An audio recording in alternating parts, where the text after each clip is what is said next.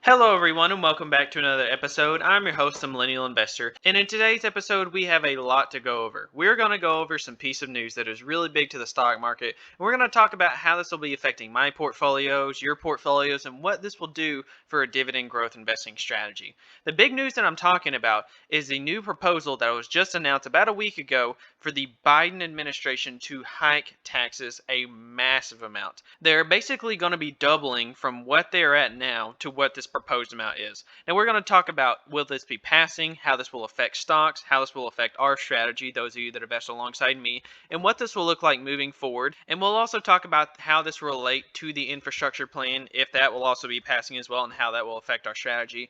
And then we're also going to go over another piece of news, because one of my top holdings, if we go here and we sort by my target values, one of my top holdings targeted at 5% is Johnson & Johnson. It's one of my main dividend companies, it's one of my core holdings, and one that I intend on holding for a lifetime. And when you see news like this, that blood clotting is happening due to their vaccine that they just announced, there was a massive downturn in the stock price. It had a big red day, and it was one of the main catalysts for why the market was down the other day.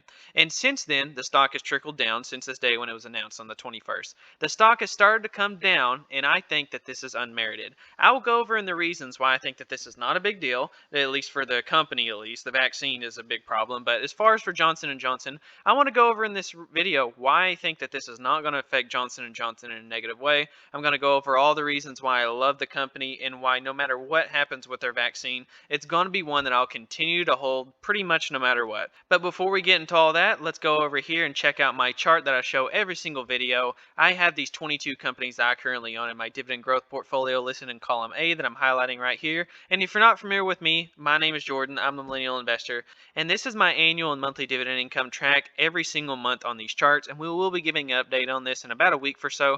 And we also track my portfolio value and my monthly YouTube income as well as my top 5 investing goals for 2021 and my 2021 stock market prediction. If we go back here to M1 Finance, I can refer you guys to M1 Finance if you're interested. We've had 106 people sign up, and every time you sign up using that link and deposit $100, you get $30 just for getting signed up.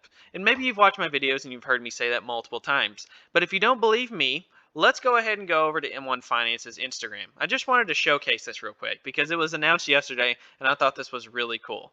M1 Finance now has $4 billion in assets under management.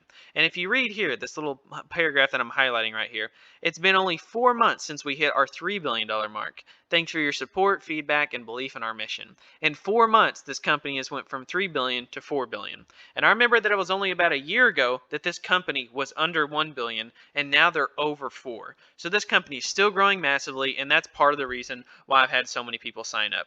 M1 Finance is kind of the underdog that has really started to come out and shine. So if you want to take advantage of their free and awesome features, I would totally recommend them, and you can get $30 as an incentivizer to get signed up. So I hope you guys enjoy this, but if you want to check out other things below down in the description as well, including mentoring calls, if you want to get started in the stock market and you want to help me grow my channel as well, but also help you grow your portfolio and getting started, there's mentoring calls down below if you're interested in that. My dividend portfolio is also shared down there below, as well as Yada savings accounts, credit card, referrals, and lots of other things like that. But let's go ahead and jump into the Biden proposal that was just announced. Biden to propose capital gain tax of 39.6% to fund education and child care, reports say. President Joe Biden will seek to raise taxes on millionaire investors to fund education and other spending priorities as a part of the administration's effort to overhaul the U.S. economy. As part of the plan, Biden will seek an increase in the tax on capital gains to 39.6% from 20% for those Americans earning more than $1 million, according to multiple outlets including Bloomberg News and the New York Times. Reports said that the president is expected to release the proposal formally next week as a way to fund spending in the upcoming American Families Plan, expected to come in around $1 trillion. The American Families Plan is expected to include measures aimed at helping U.S. workers learn new skills, expand subsidies for childcare, and make community college tuition free for all. That proposal would be separate from the $2.3 trillion infrastructure package known as the American Jobs Plan, which would be funded by an increase in the corporate tax rate to 28%. The White House and Democratic lawmakers passed a $1.9 trillion COVID-19 relief package in March. So basically, taxes getting raised across the board. Doesn't matter if we're talking about corporate taxes or capital gains taxes. How would this affect our portfolios? Because some of you might be reading that and thinking, okay, they're only going to be taxing people that make $1 million and up. And for 99% of you watching, maybe even more than that, none of you will really be affected by that. But will you really? I think you will. Because if you own stocks, and even if you're under $1 million net worth, if you're like me, if you're not a millionaire, even if you own stocks, that will affect you in a negative way. Because if taxes get raised, people that own stocks will immediately begin selling out before those capital gains taxes are implemented. So this could be a negative catalyst for the market, and it doesn't matter what stock you own. It doesn't matter if you own a WB Carey, or it doesn't matter if you own Visa or Home Depot. It doesn't really matter. Regardless of what you're owning, this is overall just going to have a negative impact on stocks. Doesn't matter if you're a growth investor, dividend investor, or the like. But basically, when we look at this, when we look at capital gains taxes being raised, it's not really a benefit for us individual investors, and it's really just going to be a benefit for the government spending. Now, whether you're in support of that, whether you're against that, I don't care. This is not a political show, but I just wanted to show that and talk about why it will affect us. And the main thing that will be affected is the corporate tax rate. And this is what I think is really interesting as a dividend investor. Let's go ahead and talk about a company that's really profitable, that's an old giant. Let's talk about Coca-Cola, for example. If the corporate tax rate is raised, any amount, I don't care if it goes to 25 to 35 to 50%, I don't care what it goes to. Anytime that that's raised, that's less money on the bottom line for Coca-Cola. When it has profits, it has to pay out those profits, a percentage of it, to the government, obviously in taxes. Now, if that corporate tax rate gets raised, that now means many things. That means three main things in general. The first one is, it is now harder for Coca-Cola to pay its dividend. That dividend has been growing every single year, year in, year out. This company has managed to raise its dividend, including here in 2021, just last month or so. This company continues to raise that dividend payment regardless of the headwinds that it faces. Now, if that happens, that means that this company is going to make more difficulties in paying its dividend. Also, if the corporate tax rate goes up, that means that this company is now going to have more issues doing buybacks. It won't have as much cash on the bottom line to do buybacks, and that'll probably bring a drag on the share price, and people will know that and begin to price it in as well. And then third, most importantly, for a company that has a high payout ratio such as Coca-Cola, this company will find it much more difficult to pay that dividend, to do those buybacks, and more importantly, to reinvest back into its business, to expand into new categories, to buy out smaller companies, to open new brands, to market out their product even more than they have before. I think that it is really going to hurt dividend stocks as far as a business side of things, but here's why I think it's not going to be a big issue on the stock side of things. Let's talk about another one, for example, one that really struggles to pay that dividend, that has really come over some headwinds due to the smoking industry over the last 5 years. Altria is really in the target sights from the Biden administration. They're looking at lowering nicotine levels in cigarettes, and this one just has all the pessimism thrown at it. Now, I'm a big holder in this company, and I've even considered increasing my position, but I've been buying shares every single week, week in, week out, every single month for the last year or so, okay? Now, Altria is one that pays out almost all of its profits back to shareholders because right now this company has increased profitability, but the revenue has been going in the toilet over the last 5 years. If they were to start increasing the tax rate for a company like Altria, that would really put some struggles on this company, and they would have to start raising prices across the board. And that's what I think a lot of these companies would start to have to do. If the stock prices started to drop, if the companies didn't have as much on the bottom line, they would probably start raising prices to make up for that. Now, if a company like Altria started to have paying more in taxes, the odds of this company cutting its dividend is increased dramatically. I think it'll be fine, and I don't think that it'll be anything that will really hurt this company in the long run. I think they'll be just fine due to their incredible business model, their great management team, and their history of paying their dividend and buyback, but I don't think that it's really going to be a good thing for stocks, except for one thing. There is one thing that is really good about this potential opportunity for them to increase taxes. Like I said, that will bring down stock prices and that will hurt stocks.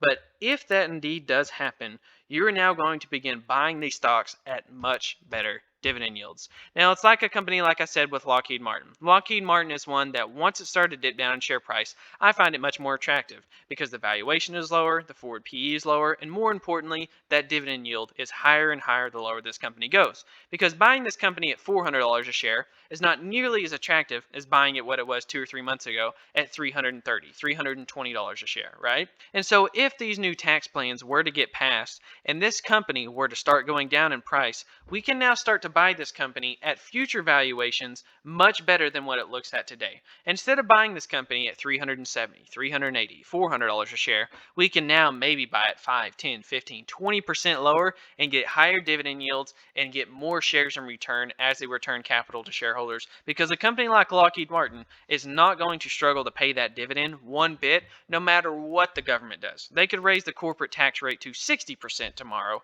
and Lockheed Martin could still pay their dividend. They would be just fine. So while I look at this and I think that this could be a negative catalyst for stocks, I think that all this will really do is put some fear in the markets. And another thing that I think about this when I see these numbers of 39.6% and raising the corporate tax rate to whatever, the numbers that they're putting out are very, very high. So I think honestly what they're doing a strategy for is to give a super high estimate so that way they come off strong, and then they'll probably negotiate into a more realistic number. I think we'll probably meet somewhere in the middle of these reported numbers today and what we have right now, and we'll probably meet somewhere in the middle of that. It'll probably get raised across the board, but it probably won't be nearly as dramatic as what they proposed.